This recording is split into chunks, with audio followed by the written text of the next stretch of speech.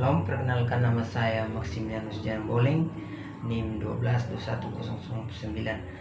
Nah, pada video kali ini saya akan menjelaskan tentang ekonomi kelembagaan, di mana asumsi utama dalam perspektif ekonomi kelembagaan adalah bahwa kegiatan ekonomi dipengaruhi oleh kelembagaan non-pasar, yang dimana kelembagaan non-pasar ini berupa aturan main yang direncanakan untuk melindungi pasar agar tidak terjebak dalam kegagalan yang tidak berujung, yaitu kepada ekonomi kelembagaan, di mana munculnya sebagai alternatif pemikiran ekonomi yang berawalan dengan aliran neoklasik. Aliran neoklasik ini merupakan keberlanjutan dari aliran ekonomi klasik, yaitu berikut adalah perbedaan utama antara ekonomi kelembagaan dan ekonomi arus utama neoklasik.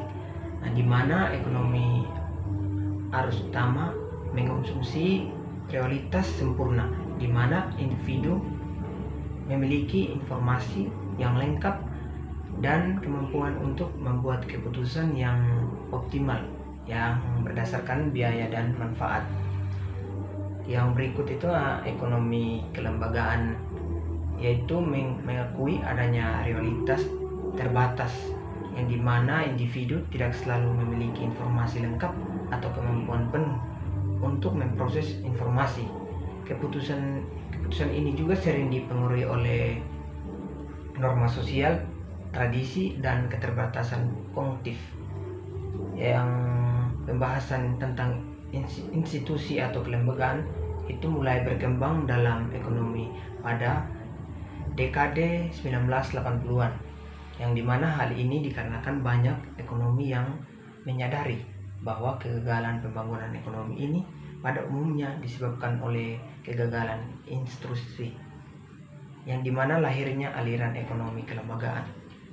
Yang berikut aliran ini muncul sebagai reaksi terhadap aliran neoklasik, yang dimana merupakan keberlanjutan dari aliran ekonomi klasik, yaitu suatu ilmu sosial seperti fisiologi, sosiologi, politik, antropologi, sejarah, dan hukum, yang dimana munculnya ekonomi kelembagaan baru, Roald Koch, yang dimana ini merupakan pergerakan utama dalam perkembangan ekonomi kelembagaan baru pada tahun 1997, yaitu dimana internasional for, yaitu berikut adalah 3 masbah utama dalam ekonomi kelembagaan.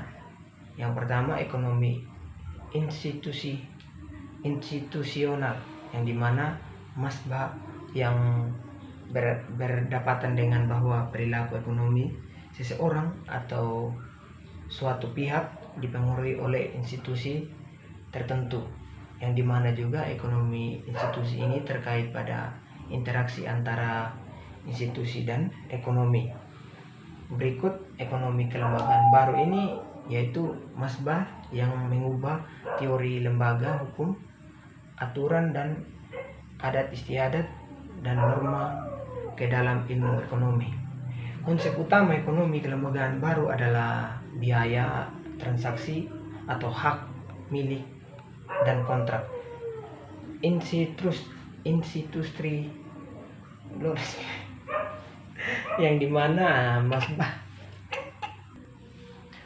dimana mazhab ekonomi kelembagaan ini juga adalah cabang ilmu ekonomi yang menekankan pentingnya institusi atau aturan dalam mempengaruhi perilaku ekonomi atau individu dan kelompok. Ini juga ada beberapa perbedaan dengan ekonomi neoklasik yang berfokus pada individu atau rasional dan mekanisme pasar. Ekonomi kelembagaan ini juga melihat bagaimana institusi kebijakan pemerintah maupun informal seperti budaya, norma, tradisi yang mempengaruhi interaksi ekonomi dan perkembangan ekonomi. beberapa konsep kunci dalam ekonomi kelembagaan, di mana antara lain yang pertama itu aturan-aturan yang mengatur interaksi sosial. Demikian penjelasan saya tentang ekonomi kelembagaan. Sekian dan terima kasih. Salam.